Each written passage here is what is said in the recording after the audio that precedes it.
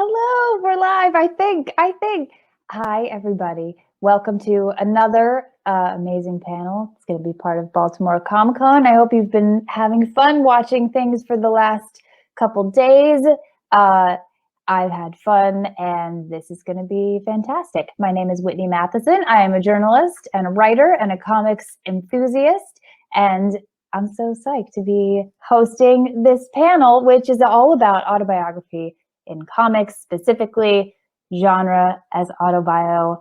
All of these panelists write amazing works of fiction that incorporate their personal experiences.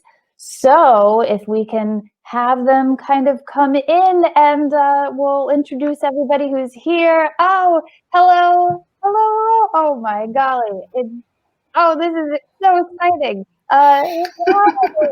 Okay, well, nobody here needs an introduction because you're all so amazing. But that said, I'm gonna force you to introduce yourselves. So I think maybe let's start with Stan, just because Stan, I want to congratulate you. You had a big night last night with your Ringo Award wins, including Best Cartoonist. So I guess everybody just introduce yourselves a little bit and maybe specifically mention the work that kind of fits the theme we're talking about today. Well, I'm Stan Sakai, and I work, well, I'm most noted for Usagi Yojimbo. I've been doing this for more than 35 years now, but I have done autobiographical comics, just little short stories about adventures or trips that I've taken or things that I've done. And of course, what I have done before, what I've studied before, always reflects upon my work. So I'm on this panel. Good, thanks. And who's next? I'm going to say, Alex, I haven't seen you in so long, but it's great to see you this way. Yeah, it's good to see you. I'm Alex Segura. I'm by day, I'm co-president of Archie Comics. I'm also the writer of The Black Ghost, which is a noir superhero series that Comixology Originals publishes. And it's about a Miami-based reporter that moves to a new city and has to deal with her own addictions and following this other vigilante that she's become obsessed with. So that's probably the one I'm most connected to personally. I also write a PI series about a detective set in Miami, which is where I'm from. So. Great. And Erica, we haven't met, but I'm very excited to be talking to you. So hello. Hello. I'm Erica Schultz. Like Alex, by day, I'm an instructor at the Kubert School. I'm the writing instructor at the Kubert School. By night, I am a comics writer and editor with Mad Cave Studios. Again, like Alex, I have a series with Comixology Originals called Forgotten Home. It's an urban fantasy series. And I also have some horror books out with Action Lab called 12 Devils Dancing. And this coming week, Legacy of Mandrake, which is a new series from Red 5 and King Features, is coming out. Oh, and Dave, hello, distantly. Whitney, first of all, thanks for jumping in and taking care of things today. Oh, yes, of course. I was happy that you asked. Thanks. Yeah, right on. I'm Dave Kelly. I'm co-publisher of So What Press. I also am the editor of the Cotton series for First Second. I think primarily we'll be talking about Tales of the Night Watchmen, which is my series about baristas who fight monsters. One of the stories was nominated for a Ringo. And I also work part-time at a comic shop now due to the pandemic, Comics Revolution in Evanston, Illinois. Oh, I used to live near Evanston. Also, oh, really? Yes, I did. Talk about that later. And Dean, hi. Who are you? Hi, Whitney. Hi, everybody. Hi. I'm Dean Haspiel, and I sit next to Whitney Matheson about 7 days a week. Our shared Gowanus Comics arts studio. And I'm on this panel to talk about, genre as autobio, and I've done that throughout my career. I've actually dabbled a lot in actual autobio, working, drawing other people's lives, like Jonathan Ames, Harvey Picar, and Werner Lachpez. I've also written and drawn some of my own autobio stories. But the characters that I love, my avatars, as it were, are Billy Dogma and the Red Hook. And for the last 4 or 5 years, I've been producing the Red Hook for Webtoon. Well, Thank you, everybody. And actually, Dean, what you were saying kind of leads into my first question, which is pretty broad, which is just, I'm curious, why do you like telling such personal stories through the genres you each work in, through fiction? What is that, especially versus, I mean, Dean, like someone you have done autobiography, like straight memoir comics. So what is it about telling personal stories through fiction that you kind of love versus the other? Well, I'll answer first. So whenever I've drawn other people's stories, you have to be fairly accurate and it has to be fairly plausible to reality, right? And when I've done that in my own stories, I feel like, you're kind of a voyeur as a reader to a Dean Haspiel story, right? But when I get to expand, I guess when you get old enough and you start to understand your trends and who you are and what your sensibilities are, I feel like you can create characters that are kind of like a version of you that can then rocket out into outer space or play with a 25th century dolphin, or do crazy stuff. Or in the case of the Red Hook, I've made Brooklyn sentient. And she has physically and literally seceded from New York, ergo America, to start her own republic, right? Where art can be traded for food and services, and it still feels very personal and autobio to me, because even though that hasn't actually happened, right? But I feel like that's the great power of comics and fiction, is that in some ways you can even be, you can kind of tease reality and then create the dreams of what you want to happen through the fiction. Something that I learned from reading so many Jack Kirby comics that were ultimately so prescient. Or, you think about original Star Trek, we're all on those communicator phones now, and so things like that, I guess there's a lot of like science fiction and fantasy in, and what's great about superheroes is that superheroes encompasses it all. Crime, science fiction, everything is in a superhero comic, which is why it's one of my beloved genres.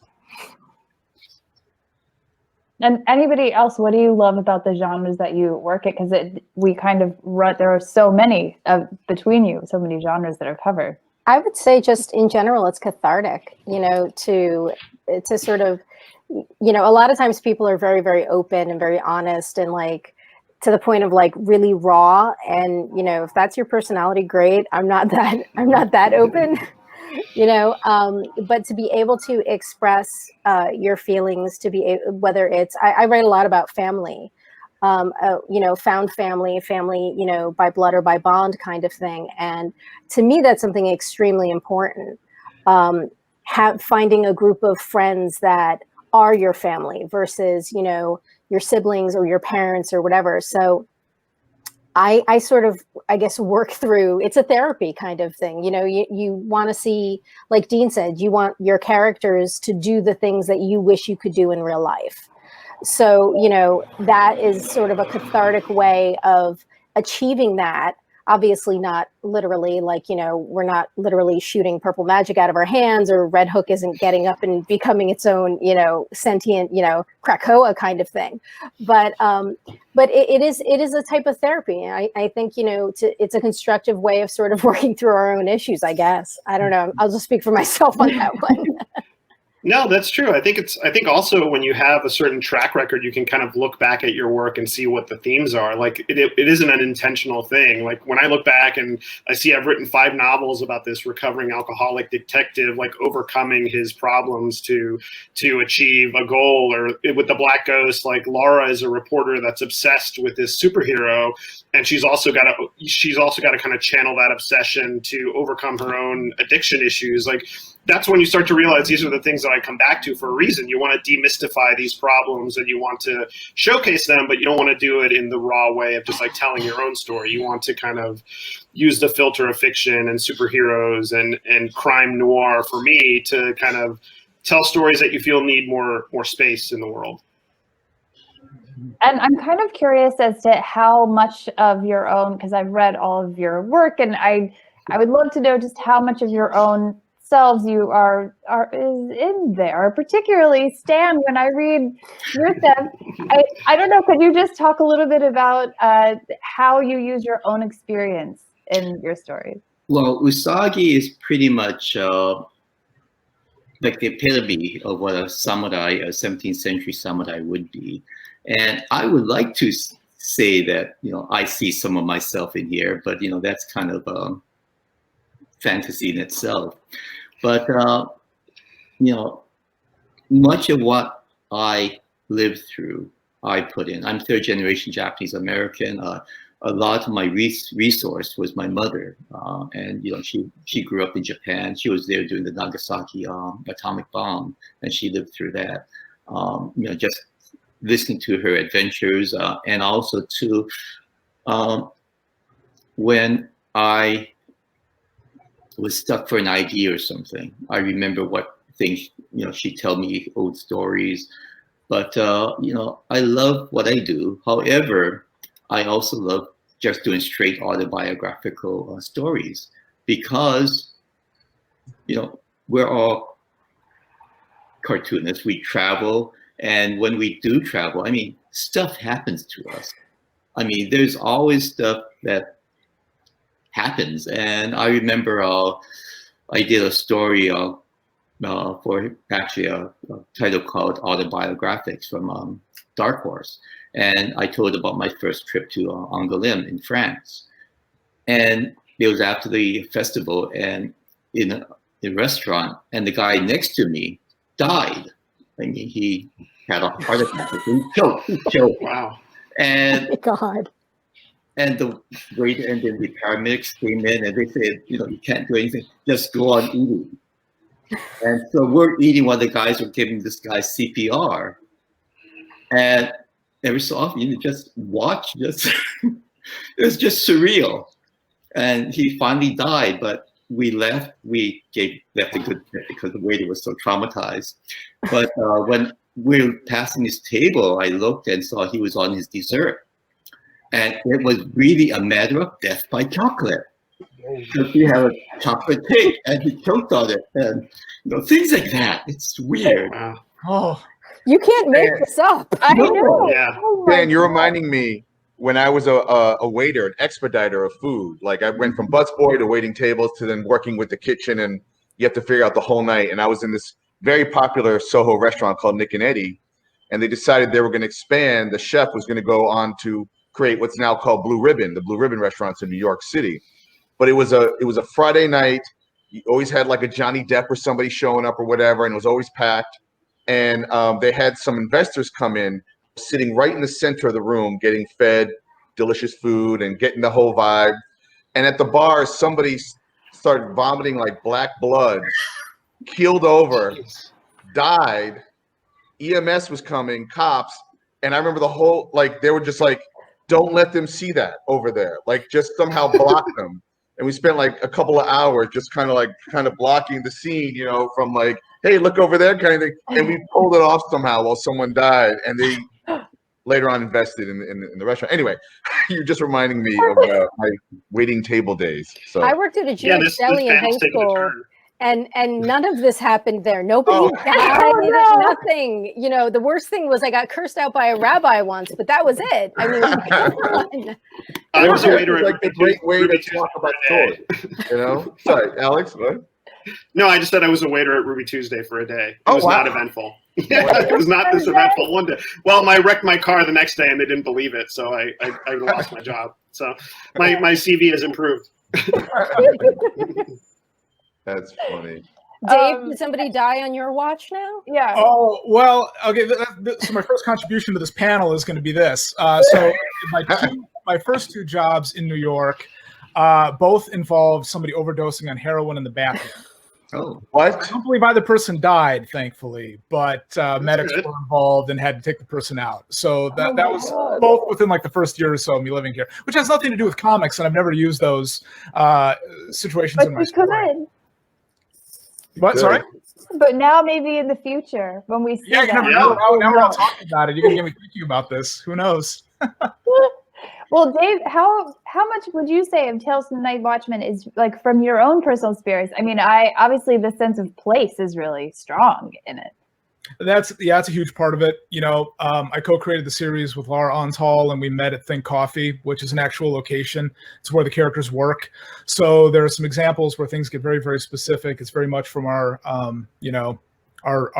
time working hourly as baristas in New York, and a lot of the humorous interactions we had with people. I think it's really other people that have inspired me more so than myself. I don't think I'm that interesting, honestly. And I've encountered a lot of things, but it's not like I've seen things happen to me, things happen around me. Nothing's really happened to me personally that's that crazy, but I take from that. I take from other people's lives. And that's why I have to sprinkle it with fiction, because otherwise I would be taking other people's stories and, it would be biographical in ways I wouldn't want to explore. But the great thing about comics is that I love fiction. I'm a fiction guy. The only budget restrictions you have is how much it's going to cost to pay your contractors to produce the art, how much it's going to cost to publish the book. Beyond that, the sky's the limit. Why stop with reality? Why just tell a story about my boring life? There's a lot of exciting things you can do. So, yeah. And Alex, the Black Ghost, you have a co-writer or a co-creator on that series. So I'm just kind of curious, like, how does that relationship work, especially when you're kind of infusing a lot of your own stories? Are you both doing that? Yeah, I think we are. My co-writer and co-creator is Monica Gallagher, and we co-wrote this podcast called Lethal Lit for iHeart, which did really well in 2018. And we had such a blast that we decided we want to do some comics together. She's a fantastic artist and writer. She does Assassin's Roommate for Webtoon. I think we just kind of poured all our ideas together. I wanted to write this story about an obsessed journalist moving from Miami to a fictional kind of Gotham type place, which we called Creighton. And we based it on Baltimore, where she's from. So we both put in different things. But to your earlier question, I think every character and every aspect of every story you do as a creator has a piece of you. People always ask, are you Pete Fernandez, my PI, or are you Laura Dominguez? And it's never a one-for-one thing. There's always elements of the creators in every character, I think, whether it's a bad trait or a good trait, or you're kind of trying to analyze yourself psychologically while you create. I think it's all a percentage, basically. But yeah, it's fun. What I love about comics versus novels is that you're basically jamming with somebody else and you're creating a greater whole, whether it's a co-writer or George, our artist, who's fantastic. Whereas with novels, you're kind of in your own silo, which is also good for your God complex, but it's definitely very different. So I do have to say, when 12 Devils Dancing came out, and that's a horror book about a serial killer stalking an FBI agent as the FBI agent has a terminal illness, everybody kept saying to me, like, I read this book and this is really creepy. Like, does this stuff really go on in your head? And I'm like, oh no, it's totally it's all just make believe and everything. And then Alex is like, oh yeah, no, there's a little bit of you in every villain. And I'm like, I'm a serial killer. Yes. I see you. I was gonna say, like, I have this character called the Red Hook, but there's a lot of other characters, obviously, because you populate, a world with others to interact with. And there's a piece of me in every character. I'm the Green Point. I'm this black god. I'm these two lesbians that like each other. I'm all these different, aspects. And I gotta say, when you come up with a good villain, where you almost can understand why they're being a villain, that's also scratching another itch on a side of you that maybe you don't care to admit to sometimes, or, to talk about being vulnerable. And then going back to something you said earlier, Alex, about, and I've said this myself, you start to develop, once you do enough work, you start to look back and you see the trends that you keep revisiting. It's almost like you're trying to figure out this aspect of yourself. And then it made me think about Charles Schultz and Peanuts. Like, what, for 50 years, he did that comic. And was it Lucy that was always pulling the football out from, I don't think he ever kicked that ball or whatever the hell he's supposed to do with that, right? Like, and that's something he never figured out. It was always a question. And I think a lot of good writing is what are the questions, And I going back to Jack Kirby, I always say he dared to question what is God, and then tried to answer it. That kind of stuff. Heady stuff. Well, three of you are writers. You work with artists, and I just wonder, when you're doing something that does have a lot of personal meaning for you, like how does that collaboration work? Do you also kind of give the artist some leeway to put, themselves into it, or are you offering a lot of reference material on certain things? I do give a lot of reference material. In particular, Brett Hobson, the guy that I'm working with now, lives here in Chicago. He's never lived in New York, but I think we've clicked in a way where I've kind of shown him the parameter of the world, and he knows where he can fill in and bring his own imagination to it. There are a couple little things. Every once in a while, I'll get super specific because I do like to use a lot of real locations, which I think kind of helps pepper the fiction and ground it a little bit. So, Think Coffee's one thing. The Port Authority bus terminal is another thing, which is a really scary place. So when things like that come up, you do want those elements to be authentic, but then after that, it's like the establishing shot you want to be authentic. Once you get inside the location, you can let the artist breathe a little bit. Mm-hmm. For me, it depends because I've worked as a background artist before and an animator. So depending on the artist, some artists will say to me, "Can you do thumbs?" Or if and things like that. If an artist doesn't ask for them, then I'm not going to give them unless they ask for them. I want them to have the freedom to do things. I'll give them, a little bit of reference unless they ask for more. I never want to be sort of micromanaging anybody. And I always say, look, if I wrote 5 panels on a page and you can communicate all of this in 4, then do it in 4. If you need an extra panel because you think that, it needs an extra beat, go for it. I try to let the artists do their thing because, that's why they're there, because I'm not a good enough artist to be able to do what they do. So. And to speak to Erica, well, to say briefly, one of the things we try to teach in teaching comics to the mainstream and public is that the artist is a co-author because image is text. Yeah, exactly. A lot of what Erica said, I do as well. I preface every artistic relationship with a note to the artist saying, these are all suggestions. And, I usually work in page breakdown first, which, we'll have some dialogue, we'll have some panel breakdowns, but it's all, that person is the director, I'm the screenwriter, and we hopefully can meet in the middle and create something new. But I do put in reference, but it's always with the asterisk, like, if you don't want this, don't take it. You're probably much better at figuring out how to lay this out art-wise than I am. But, you want it to be that blend of the inspiration from the writer, but also the artist's visual eye too. So. Exactly. I've worked with artists just a few times, but whenever I turn in a script, I always do thumbnails because that's the way I work.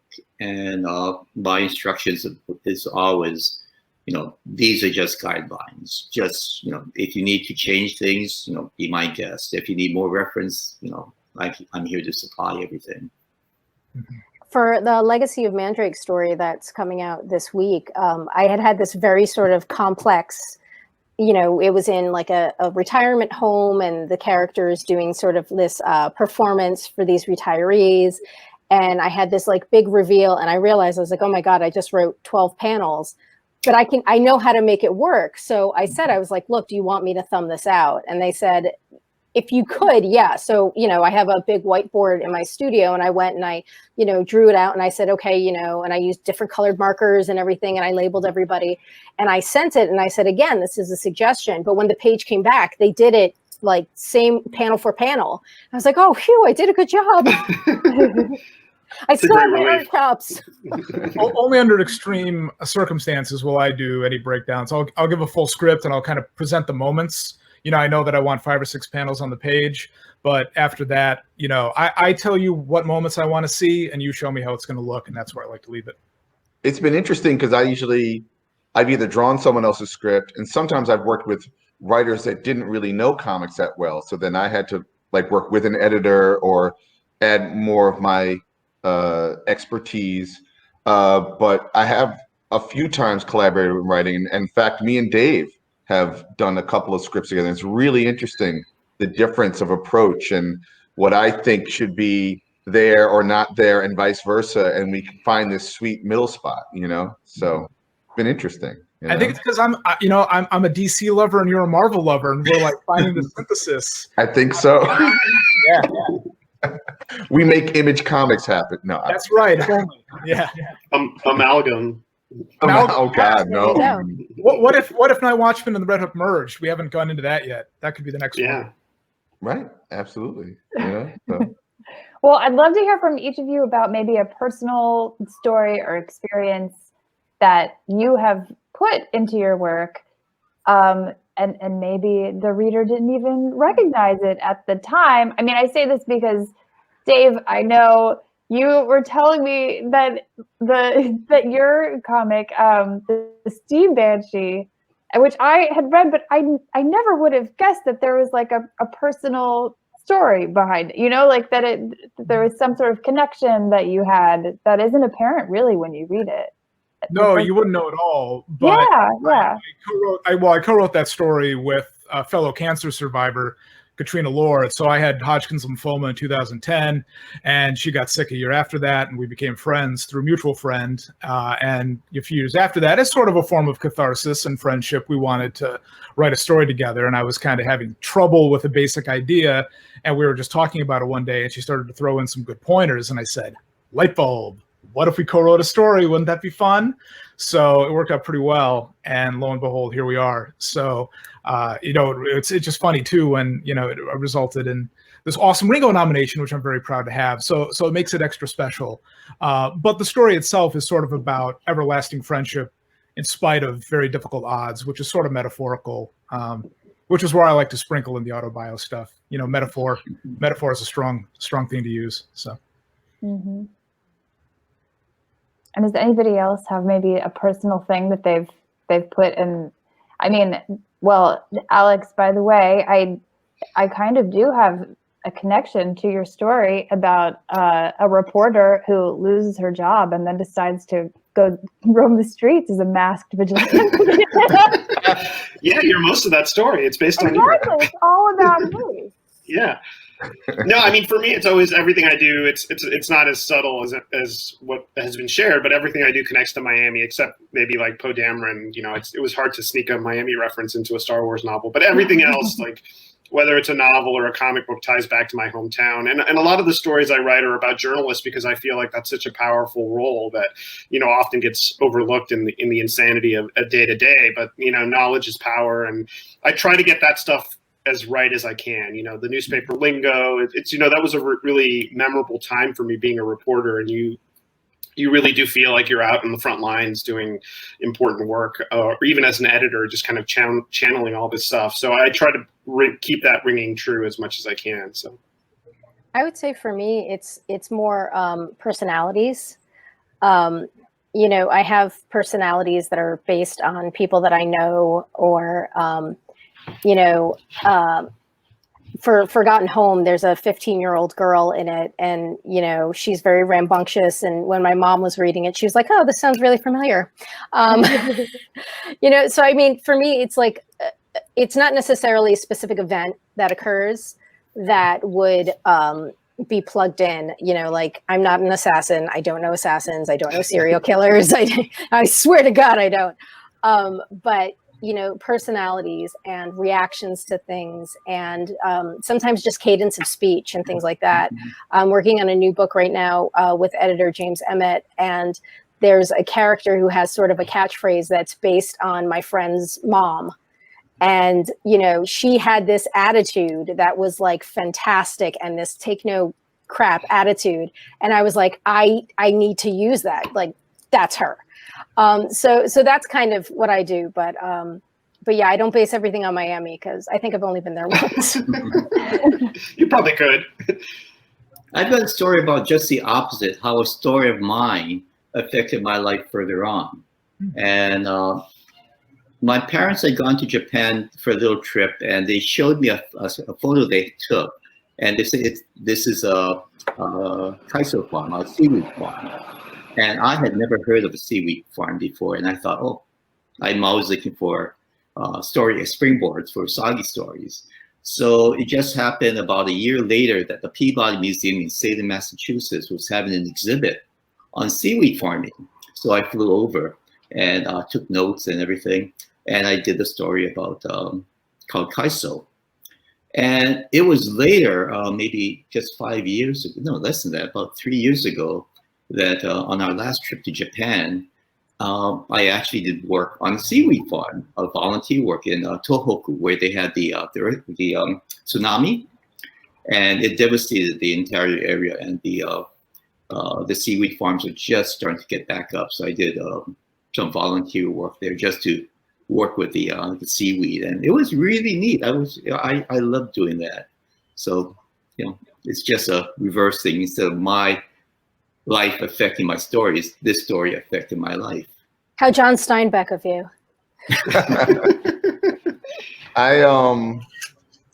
Because I've done Autobio and then I've created avatars, I feel like I reserve actual stories that have happened to me for potential Autobio, but then I try to comment on the world and society and maybe on myself and the people around me in my fiction. But I've also written plays the last 6 years. And now that I think about it, I feel like I've definitely shoehorned Autobio aspects into the plays I've written. And there was this one scene in a play I wrote called The Last Bar at the End of the World that was a real commentary on an aspect about myself that I do not like. I can be a little bit of a control freak. I don't know if that's how y'all feel about yourself. We talk about it in the studio sometimes that like the reason why we're cartoonists is we can control that blank page, Anyway, but I wrote a scene that was pretty profound, and I felt like that was the first time I matured as a human being since I was 12 or something, like to be able to recognize something about me that I still haven't fixed, but at least I acknowledge it, and sometimes you have to do that through your work, Yeah, admitting you have a problem is your first step. There you go. That's half the battle. Yeah. That's right. Well, I also just wanted to hear, I've always believed that you need input for the output to happen. And so I just love to hear, like, what are people, so in terms of the genres you like, what sort of things feed you, whether it's film or other comics or, TV shows, both of the genres you work in, or I don't know, maybe there is like Autobio stuff that you're into. And I'm particularly, Erica, I would really love to hear your response, because when I read your stuff, I'm like, oh, this reminds me of like fantasy movies I liked when I was a kid. It reminds me of so many things, like, I think everything that I do in one way or another, whether it's in the genre, the attitude, or whatever, falls down to the first Star Wars movie, Labyrinth, Never-Ending Story, Secret of Nim, and like Indiana Jones. Like, take all of those things, throw them in a blender with 2 raw eggs and a packet of Carnation instant breakfast, a quart of milk, blend, and then that's a story. At least that was the recipe when my dad was putting in limestone steps as a kid. That was the recipe for breakfast. But I think it's a matter of, like, I mean, I do watch a lot of documentary stuff, and some of it is, serial killer disturbing stuff, and I probably shouldn't watch that, but I do. But my husband and I just finished Kipo and the Age of the Wonder Beasts on Netflix. On Netflix. Well. I highly, highly recommend that. Really, I had 3 seasons. It wrapped up. It was just really, really nice. And, I like watching like a lot of kids cartoons stuff. Like Hilda is another great series. There's a British series called Sarah and Duck, and I love it. And it's it's for like 6-year-olds. And I just love watching it because it's like so pure and wholesome. And it kind of, washes the John Gacy out of my mouth, from watching like some documentary on like John Wayne Gacy, but a lot of, I don't know, I can only speak for myself, but a lot of times, you get input from just like looking out the window and seeing the neighbors, or, seeing some type of interaction. When I lived in New York City, I used to just ride the subway for fun with a notepad and sketch things out and take notes. Obviously we're not doing that right now. But, I think, you just sort of absorb everything in the area and then sort of mix it around and then export, whatever it is that you think you're trying to do,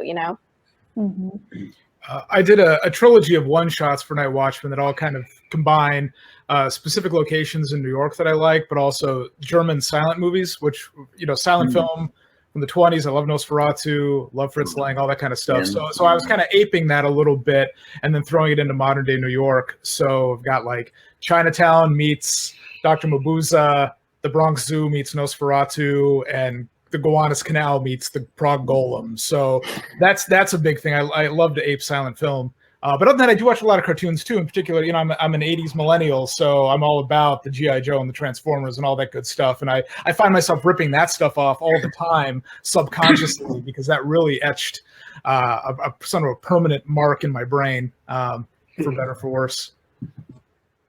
Yeah, for me, it's a lot of true crime. I think every novel I've written is based in some kind of true crime. There was one that was, dealt with the Cuba and Miami political issues, but it was really an homage to like Jeffrey McDonald, who was that, Virginia Green Beret who allegedly murdered his family. And while I was reading those books, I kind of flipped the story in my head and I was like, wouldn't it have been interesting if this happened? And so it's a lot of like taking true crime or true history or memoir and tweaking it and interjecting that into your own work. And a lot of music, I can't write with music on, but I do think about writing a lot while listening to music. So, Miami Midnight, my last crime novel, was about a jazz pianist who was murdered and the mob boss hires Pete to solve the crime. And that was really just because I'd been so immersed in jazz and jazz history and these kind of really sad stories of jazz musicians who fall into addiction and how it kind of could show the other side of the coin to the protagonist. So, for me, it's music, it's documentaries, it's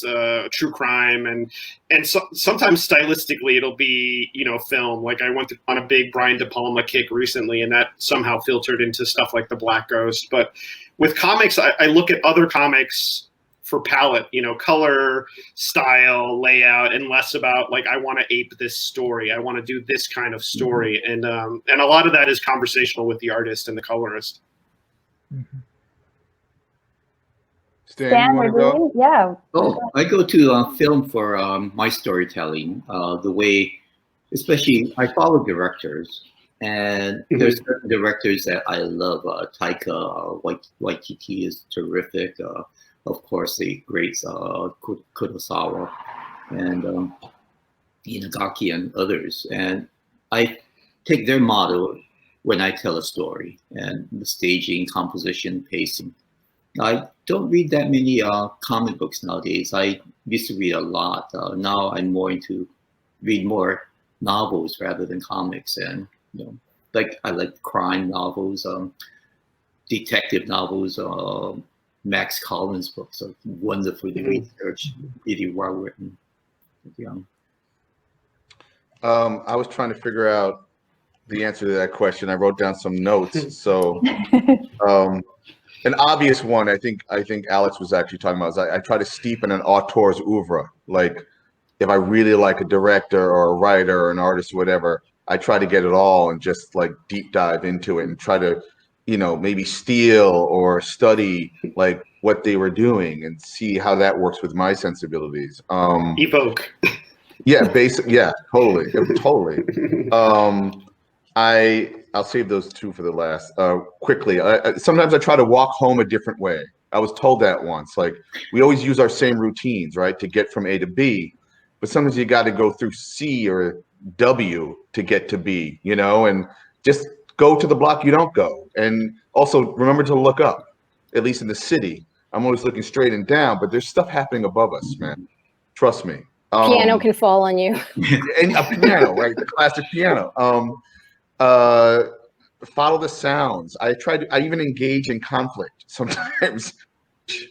Again, I need therapy, but washing dishes, getting your hands warm with water, or a shower. So much thinking happens. I don't know why. Maybe it's kind of a meditation or it's like a Zen moment or something. I do and shower. The last, huh? Oh, I was going to say I do shower twice a day, sometimes for that reason. It's a great place. For that very reason, right? Yeah. Exactly. Not because of any criticism that's been no, right? I'm living my the last two things, and again, maybe you agree and respond to this as well. I was having a talk with a colleague, and when I first encountered comic books, it was on the newsstand. So it was like a 25, 30, 35 cent comic book, right? And then I discovered a comic shop. And I was like, wait, these have numbers on it. I started at issue number whatever. There are previous issues. So let me go to a comic shop. And then you discover old comics. And they're bigger. They're yellowed, but from time. They smell like old pulp. And that somehow impacted me so much that someone identified in my work that I'm trying to reimagine that first encounter with those, not only those comics, but those stories, you know? And then finally, I love narrative so much, and we all work in narrative. There's this TV show that comes on after Saturday Night Live on Channel 7 called Wipeout. Are you familiar with this show? No. It's the stupidest thing I've ever seen. I can't stop watching and laughing at, like, it's total chaos. It's like Yahoos that basically have to run like a course, an obstacle course, and they get sideswiped. And is they it like fall American in water. Gladiator kind of? Sounds like Double Dare.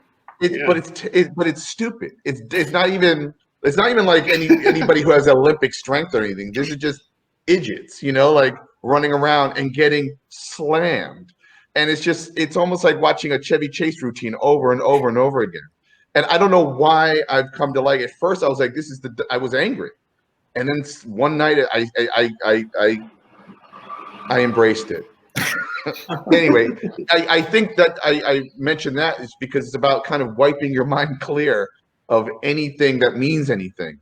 And that's important too. I guess it's the equivalent of looking at a beautiful tree or watching a river, you know, which is probably smarter than watching Wipeout. Anyway. I take a 2.5 mile walk every morning, and exactly for the same reason. And around our area, there's things going on, like hot air balloons are, lifting off at that time, and sea snakes or something every so often. But yeah, it's great. It's very nice just to calm the mind before start the day. Well, I also shower twice a day usually because I just need some kind of change of scenery from my apartment that I'm staring in. Yeah.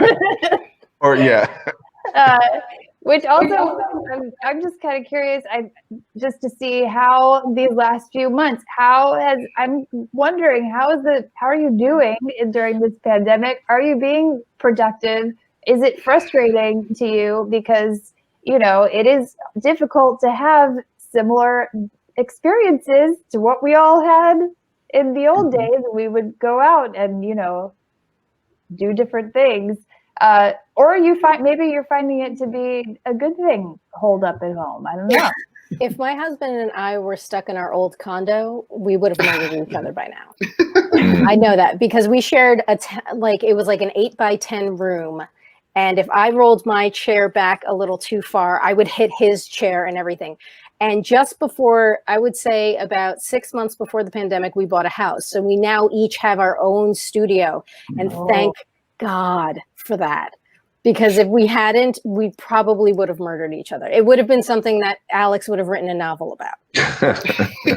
A bloody opening scene. Exactly. Yeah, for me, it's, I've always tried to de-ceremonialize the process, which means if I have a moment of time, I can just crack open my laptop and start working. And that's really beneficial. I have 2 small children who have varying degrees of insanity at any given time. So, it was really, okay, they're napping, now let me work. And so the pandemic just meant I'm here all the time. We're all kind of on top of each other. And it was hard. It was definitely hard the first few months. New York was extra fraught, I feel like. And it was challenging to focus, but you kind of recalibrate. And so I feel like my productivity has kind of leveled out. I'm working on a new book. I'm working on some comic stuff. So it's just become a little bit harder to thread the needle, but you adapt and it's going okay. It was challenging at first, for sure. Dean and I have been working on something. We can't say exactly what it is, but I think we used this year to be pretty productive and we accomplished something with that. I think it's a lot of fun and it's probably the best thing I've written. And, you kind of have to turn that frown upside down because it's been incredibly difficult, but you're only your own worst enemy at the end. You could sit and do nothing, or you could try to find some way to channel creativity out of this. And I think most people have in some way. I do miss the traveling. I mean, I never used to do that many conventions, maybe 6 a year plus 2 international trips. But for the past year, yeah, I've been really productive. I'm on deadlines. My editor loves me. It's So for me, it's almost business as usual. And, because of the Netflix show and everything, there's a lot more things coming in. So we've just been so busy. Has the pandemic or anything that's happened over the last 6 or however many months it's been made its way into, and I don't know what you're currently writing, but has it made its way into your work yet, or do you think it's maybe too soon for that to happen? I'm working on a project with 2 creators that I don't want to out just yet. And it has definitely made its way into the story that we're working on. I've been probably more creative this year than ever before. Not only in the current gig I have, thankfully, that I have that one gig that pays, but me and Whitney worked on a project that's being looked at right now that's inspired by what's been happening. We also co-edited and curated an anthology about what it was called Pandemics, Quarantine Comics in the Age of Rona, that helped benefit the Hero Initiative, that we might try to expand into other realms.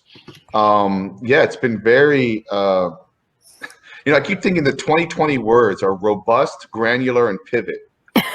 And trying to figure out how to use all those words in this conversation. But it was very robust, albeit granular. And then we would pivot into, I don't know. No, it's been great. It's been great.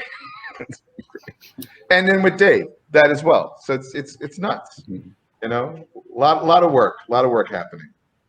Well, I've already had my stories pretty much laid out for the past year. So the pandemic never interfered or influenced any of my stories yet. So. I think the biggest challenge. Oh, sorry, I was just going to interject. With that. The biggest challenge for me right now is finding the right time to release this stuff. I think that is all up in the air. So we've been using the time to work ahead. I've got a lot of. It's given me the opportunity to work with some people that I didn't foresee working with. One of which my good buddy George, whose birthday is today. So George Foles, happy birthday! Happy birthday, George! Happy He wrote birthday. a very sweet comment that he said this was a great way to spend a Sunday afternoon. He's watching right now, which is lovely. Yeah. He was watching just for that shout out. There he is. Oh, there we go. Yeah. There he is, George. There he is. But I think too, we've got the work lined out. We're working ahead. We're hoping to come back swinging, but I'm just not quite sure yet when that's going to be. So it's it's going to be next year sometime. Yeah, I feel like I've been pretty productive. I've got a few comic book things in the pipeline at various stages. But in terms of the pandemic, I've contributed to a pandemic-themed anthology. And in my next book, there's a lot of isolation. A big emotional beat is the main character moving from Miami to New York, and she works in comics in the 70s. And that, I feel like the first year in New York, whether it's during the pandemic or when you just move there, is the loneliest year. You don't really know anyone. You're kind of overwhelmed by the city. And so I wanted to reflect that sense of being surrounded, but also being completely alone. And so those challenges that she faces kind of adapting to this new world. So that's more of a second or third degree influence, but a lot of comic work just now seems to be happening, which is great. I also think that as a result of the pandemic, I know we're living in the last bunch of years where we're shifting as artists and creators to being our own publishers in certain ways. Like my girlfriend lost some work, and then she decided to take advantage of the internet and start teaching what she was teaching privately to teach online. And kind of using that is inspiring me to think about Patreon, and obviously there's crowdfunding projects and stuff like that.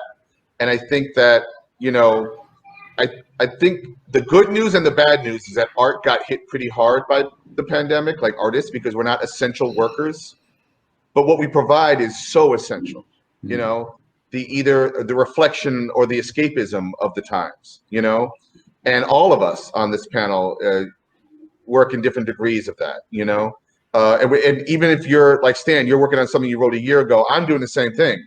I'm drawing something I wrote a year ago, right? But then we're creators, so we're constantly like taking down those notes and capturing those feelings. And I do think that there will be a time to release this stuff and talk about it, you know.